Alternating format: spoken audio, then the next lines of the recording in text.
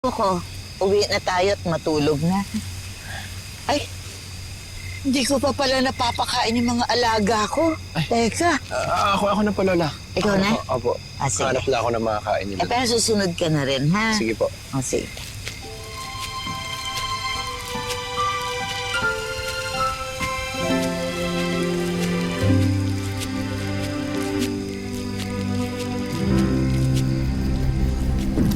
Tigilan mo siya. Tigilan mo siya. Siya ang tumigil, Greco. Tigilan niyo si Long Smith. Umalis ka na at nanguubos na oras mo. Smith, babalikan kita. Ingat ka.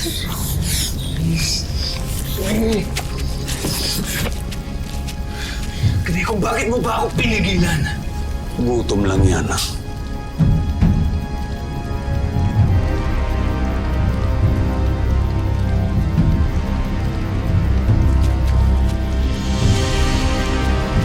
Maaway ka kasi. Dito kita mapakain kasama nung iba. Ito. Kaya na. Kumain ka na.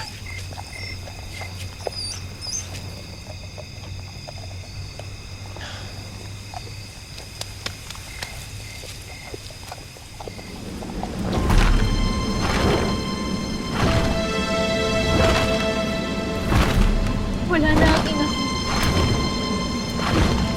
Mag-isa na lang ako. Hindi yan ako babalik.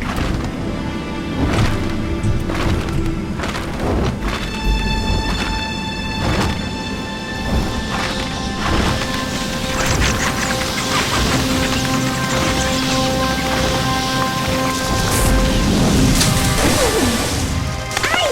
Ibon na nahulog!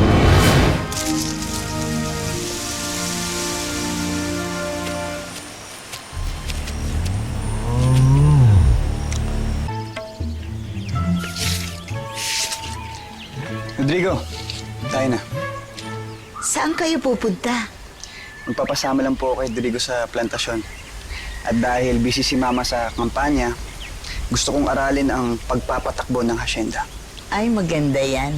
Kasi darating ang araw, talagang ikaw na magmamana ng lahat ng ito.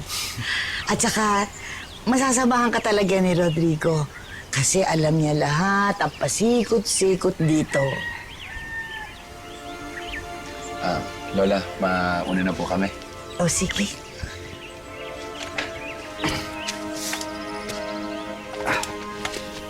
Ako na, Lalaki. Rodrigo. Ako na. O, Kaya ko ingat to. kayo, ingat.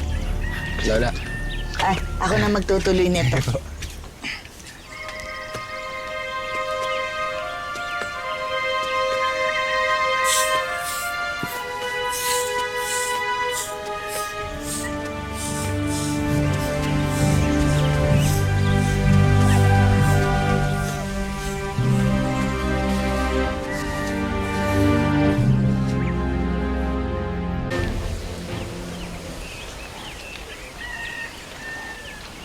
Diyan ang kamalig. Diyan nakatambak ang mga palay.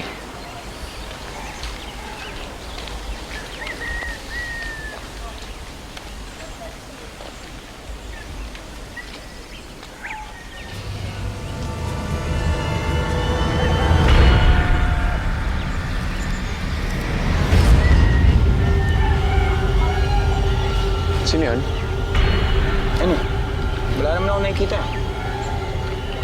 Rodrigo, May nakita akong anino. baka hayop lang yan. Marami naman mga hayop dito. Doon ang inyong niyugan.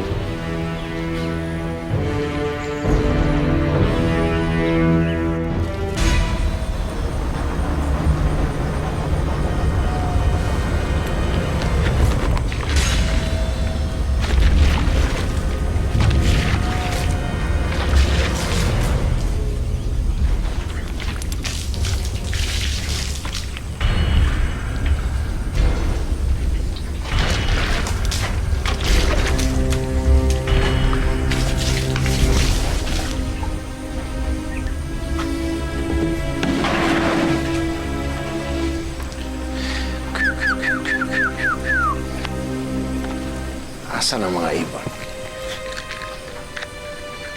Basta Relax ka na, Ibon.